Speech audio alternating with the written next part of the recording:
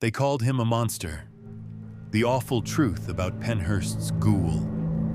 If you walk the decaying halls of Pennhurst Asylum at night, they say you can still hear him. A shuffle in the dark. A warped figure, angry and tormented, still stalking the wards where he was once a patient. Urban legends call him the Ghoul, a monster born from misery. Ghost hunters flock there, hoping to catch a glimpse of this terrifying specter, a symbol of the asylum's violent past. It's a good story. It's scary. It's simple. And it's a complete lie. The ghost story is a comfortable one, a convenient fiction created to cover up a truth that is far more terrifying. The real horror of Pennhurst isn't some spirit that haunts its halls. It's about a human life that was systematically erased. It's about a system that found it easier to invent a monster than to admit what it was doing to people.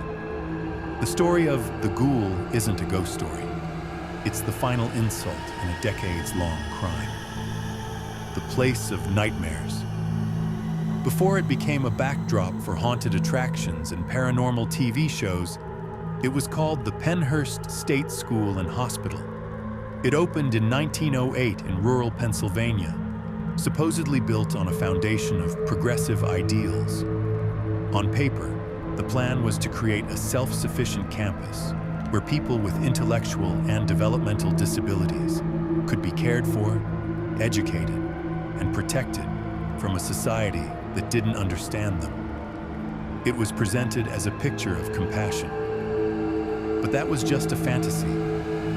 Pennhurst was born from an era deeply influenced by the eugenics movement, a dark period obsessed with segregating and even sterilizing people labeled feeble-minded or defective.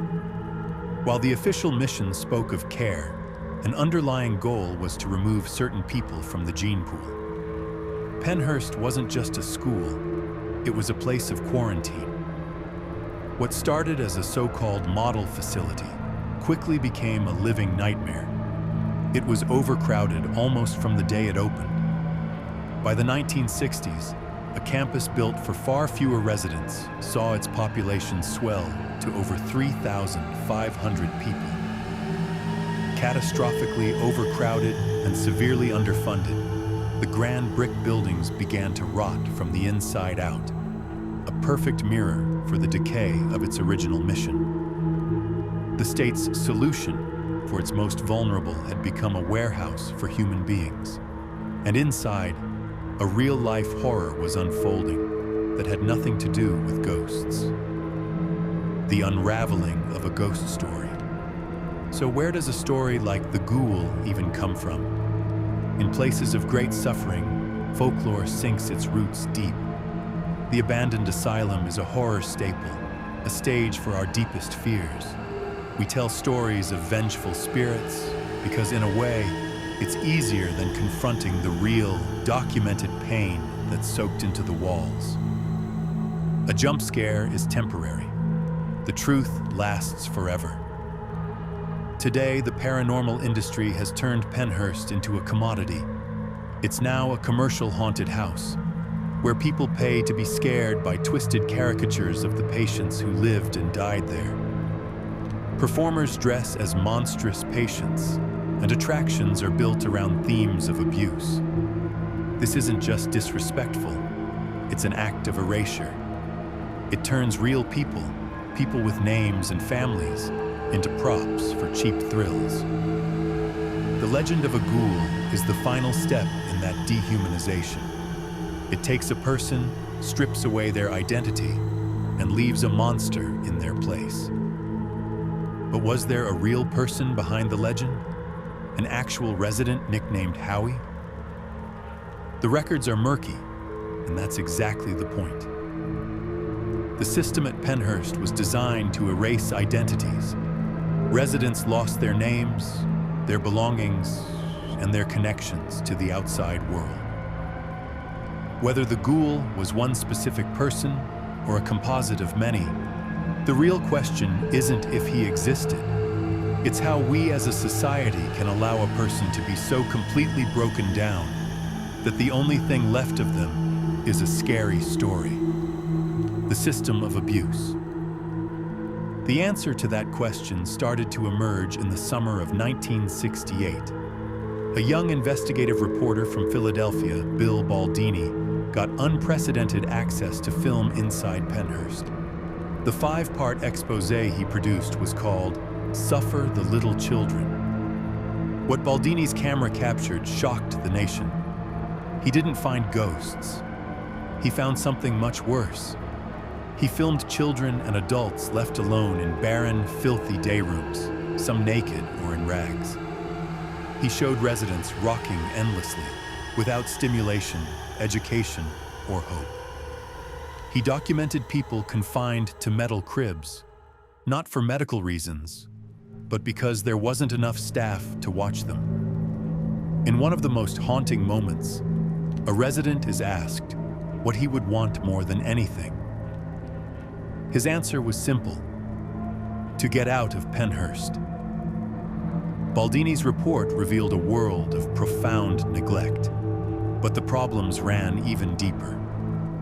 A federal court case filed in 1974, Halderman versus Pennhurst, would expose the full scope of the horror. The court heard testimony of rampant abuse. Residents were drugged into submission or locked in seclusion rooms as a substitute for care. Violence was a part of daily life, with staff and stronger residents preying on the vulnerable. The court found that Pennhurst was so hazardous that residents didn't just fail to improve, they often lost the skills they had when they arrived. The institution wasn't just failing to help, it was actively causing harm. The awful truth. This was the world that created the Ghoul. Imagine being a resident in that system. You're stripped of your name and given a label: feeble-minded, imbecile, defective. You're taken from your family and thrown onto a ward with hundreds of others who are just as scared and suffering as you are. There's not enough staff to care for you, let alone protect you. You have no privacy, no personal belongings, no control over your own body or your own life. Your days are a monotonous loop of nothing, punctuated by moments of sheer terror. You might be forced into unpaid labor, a practice critics compared to servitude. You might be subjected to medical experiments without your consent. And if you act out, from fear, from pain, from the crushing frustration of being trapped, you are punished. You're restrained, drugged, or thrown into isolation. This is how a person is erased. This is how a human being becomes a rumor. The label Ghoul wasn't created by a ghost. It was created by a system that treated people as less than human. It's a convenient nickname for someone who has been so traumatized and neglected that they no longer look or act normal. The story of a monster roaming the halls is so much easier to tell than the story of a man who was systematically broken by a state-funded institution. The awful truth is that the monster was never a person. It was Pennhurst itself, the legacy and the fight for rights. The story of Pennhurst is a profound tragedy, but it's also a story of resistance. The lawsuit filed by resident Terry Lee Halderman and her family became a landmark in the fight for disability rights. In 1977, a federal district court delivered a stunning ruling. The conditions at Pennhurst violated the constitutional rights of its residents. The court declared that people with disabilities have a right to care in the least restrictive environment. For the first time, the court affirmed that warehousing people in institutions was a form of segregation and a violation of their civil rights. The legal battle was long and complex, going to the U.S. Supreme Court multiple times on different legal questions. But the initial rulings and the relentless work of advocates sparked a nationwide movement. It was the beginning of the end for massive institutions like Pennhurst, fueling the push for deinstitutionalization and community-based care. Pennhurst was finally ordered to close in 1987. Its remaining residents were moved to community homes where they could get individualized support and reclaim a piece of their freedom. The closure was a monumental victory for human rights, a testament to the advocates, families, and former residents who fought for decades to expose the truth. The story of Pennhurst forces us to ask some hard questions. The people who lived there were victims of a system that chose to forget them, and their stories were almost completely buried by ghost stories. So what do we do with this history now? In the comments below, let us know your thoughts. How do we make sure the memory of what really happened at places like Pennhurst isn't lost?